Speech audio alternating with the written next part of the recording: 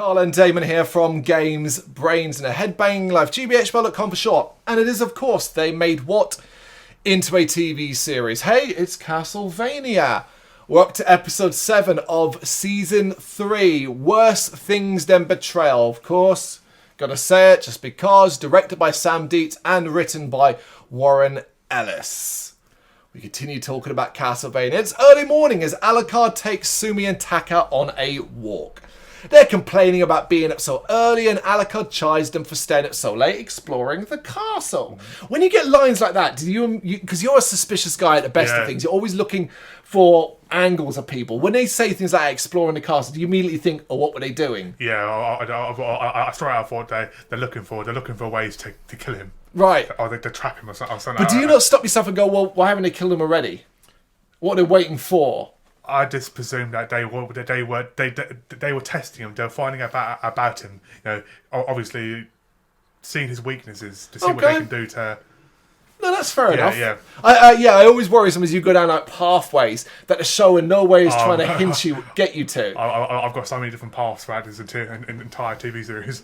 Okay, well they point out that they're just interested in the engine that made the castle move and that Alucard should fix it. He claims he probably could, given time, but there are more important things to deal with, so he just doesn't really want to, basically, which is fair enough. Mm-hmm. He then takes them to a makeshift lift that leads them to the Belmont Hold, because remember the castle is above the hold.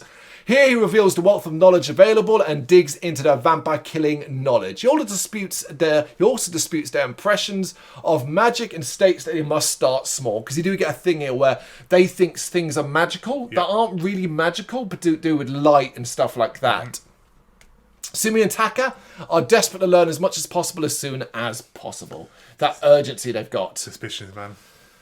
Wow, suspicion is all... Actually, you know what? To be fair, this season is all about who can you trust more than anything else. So it does make a lot of sense. Because in Lindenfeld, the judge tells off a young boy, but he softens and points the young boy in the direction of an apple tree. And I was kind of like, yeah, he's a rare, nice guy. And I was smiling because as of the time of recording, we're doing these in bulk. So we have obviously got to the end of this season. So going back and sort of like, oh, you know, I try and write my notes from the perspective of now. Mm-hmm. So I'm like, yeah, it's nice to sort of see someone who's just, all right, he's nice. Even before I'd seen what obviously the reveal, I was suspicious, man. You know, back in those time of the 1900s, anything you did by a judge was seen as wrong. You know, it just come across. He come across too nice. Okay. To me, and it just didn't sit with me. Your naturally suspicious thing, I think, was a bit unfair here because I think the show had done a good job to already set up its Lindenfeld's villains, Salah and the monks and aspects like that. But, you know, that's how you're perceiving it. I don't worry too much about it. The judge shares a brief conversation with Saint Germain, who is returning to the monastery. He's allowed back in to continue his work, and while digging through more piles of books, he comes across a particular one. One that appears to detail dark arts and one with several pages ripped out. He stops Salah on his way out and queries the book and the ripped out pages. Salah dismisses it, but Saint Germain pushes as he notes the pages were torn out recently and the book shows how to bring back the dead from hell. I was a bit like, that's a convenient book to find. Yeah. Like, do you know what I mean? Like, you rip the pages out and you threw the book in the pile. Why don't you get rid of the book, you know? Yeah. Again, Salah's dismissive of it, deflecting Saint Germain's questions and walking away. I quickly realised that this episode was a little bit stuck. Like, they had 10 episodes to fill, didn't really know what to do with this one. Yeah. And we're kind of just filling, because a lot of stuff where you're like, does this need to be expressed out, or could this have been cut down and fit into another episode? Yeah, I mean, out of the last 4 episodes, this one's definitely the filler episode. The filler, it's got filler in it. It's still got important aspects in it, but you'll also notice run times of these episodes. Yeah. They're a fair bit shorter as well. Beyond Genoa with his army of night creatures, Isaac arrives at a seemingly abandoned town and meets a blind woman named Miranda. They talk, revealing that she is also a forge master, or was a forge master, and the town is empty because the people who lived there were captured and enslaved by a magician.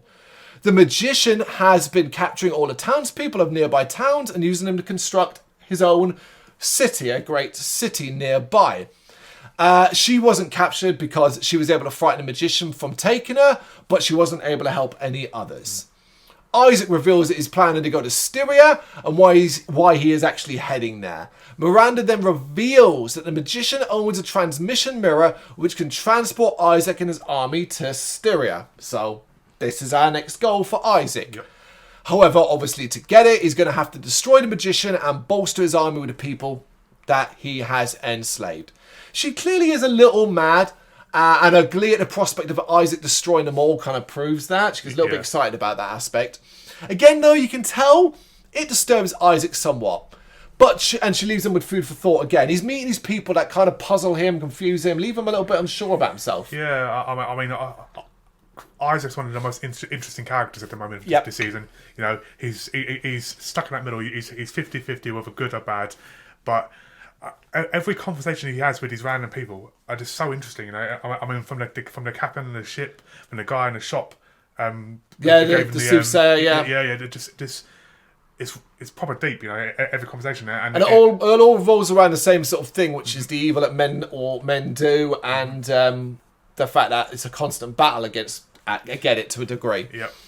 Back in Lindenfeld, Trevor and Cypher are spying on some monks scratching symbols on walls around the town. Deciding to question him, Trevor requests that Cypher let him take care of it. But unsurprisingly, his version of taking care of it just results in a fight. Yeah, it's funny. Yeah. He does manage to knock them all out, bar one, capturing that one and bringing them to meet the judge. Speaking of the judge, he has arrived home and appears to be freaking out about something, sweaty and washing his hands. And this is where I was like, what? Yeah. What? Because it's purposely done in a way like he is frightened, upset, bothered about something. Proper etchy it was, man. Yeah. Proper what? Etchy. Etchy. No, not etchy. Not the word etchy. Sketchy. Etchy. I'm like I thought you were. Sorry, yeah. I thought you were referencing someone or something. No, proper like sketchy. Echigoya from Tenchu or something. No, what? Proper sketchy it was. Yeah, sketchy behaviour. Absolutely. Trevor and Cypher try to make the monk reveal what he knows to the judge, but he is defiant. He's one of those I ain't talking guys. Cypher reveals that the symbols mean death and transformation and that something magical is clearly going to take place.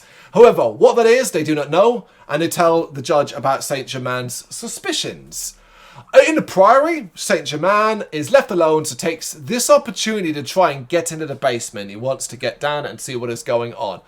This time, though, he's unimpeded. He heads down and finds a sight. As we finally reveal kind of what we all knew. Yeah. We all suspected it, we all knew it. It's now to reveal the visitor is still alive. And it's a bit of a hellscape down in that basement. It's like a dungeon, basically, more than anything else. It was expected, but I didn't expect it to be pinned up like Jesus in a way. It's pinned up on the wall. It's staked to the wall effectively. Seems to be in pain and suffering, or there by choice almost to a certain degree. Yeah. But that is the difference. The monks have kept it there like that. And that is your end scene for this episode. So yeah, it is fairly short and mostly filler.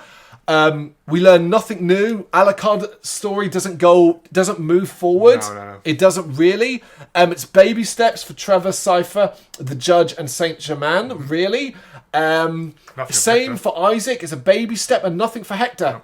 So yeah, while it is still a very strong episode because all these episodes are strong, there is no denying the sort of fillery aspect of this one. Yeah, definitely. Yeah. Episode 7, Worse Things Than Betrayal. Got any thoughts and you know what to do? Let us know in the comments. Thank you very much for watching. If you'd like to see more content like this, please consider hitting the subscribe button. It is gratefully appreciated. You can find us over at gbhbl.com, our full website where reviews, news and so much more goes up daily. We're also on all social media platforms, Facebook, Instagram, Twitter, Threads, at GBHBL. Just search for GBHBL and you will find us out there. We also have merchandise on sale. You can access the shop via the website.